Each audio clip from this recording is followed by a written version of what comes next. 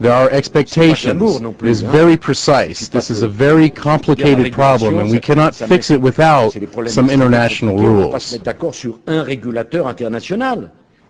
Notably absent from the summit's final statement, any detailed plan to help troubled homeowners or struggling workers in the developing world. That wasn't expected, but with economists projecting a global recession that could last upwards of 2 years, one might be justified in asking whether these leaders really feel the urgency of the situation. Rosalind Orton, Al Jazeera, Washington. Well, let's get a European perspective on all of that. Max Keiser is a financial commentator based in Paris and joins us live. Max, positive words there from the world leaders. Will the financial markets be cheering on Monday morning? No, Bush misspoke. He said that the world's economies were hit hard. That's not true. The world's counterfeiting schemes were hit hard. The bond counterfeiting schemes from Wall Street and the City of London were hit hard. The counterfeiting schemes have been exposed. And the problem is that these G20 nations are not willing to get rid of the scoundrels and the criminals who are running the banks and putting in fraudulent, faulty economy. Somebody should issue a fatwa against Hank Paulson. Someone should issue a fatwa against Hank Paulson because he's an infidel. This is the Constitution of the United States.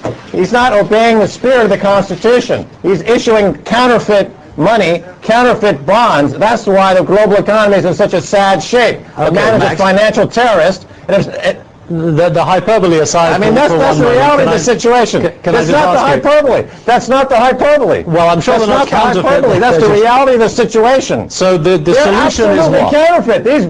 The solution is what?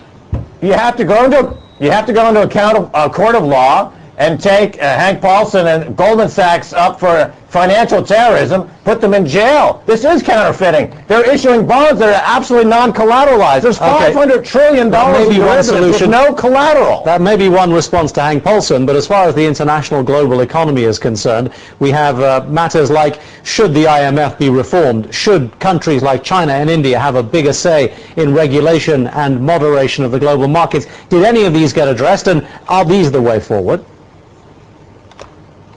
China, India, Europe, all the banks own structured financial products sold to them from Wall Street. These are all counterfeit bonds that are exploding. They're worth zero. For example, they have no way of selling these bonds because they have zero value. As a result, they dump oil. And oil, because they're dumping oil to pay for these fraudulent bonds, the price of oil has dropped, and these developing nations are suffering because of this counterfeiting scheme that has zero value. Bush is completely incorrect when he says the global economy is suffering. It's the global counterfeiting scheme that's suffering. These guys are criminals. There should be a fatwa against these guys. He's an infidel. Hank Paulson, his head should be bouncing down the Capitol steps.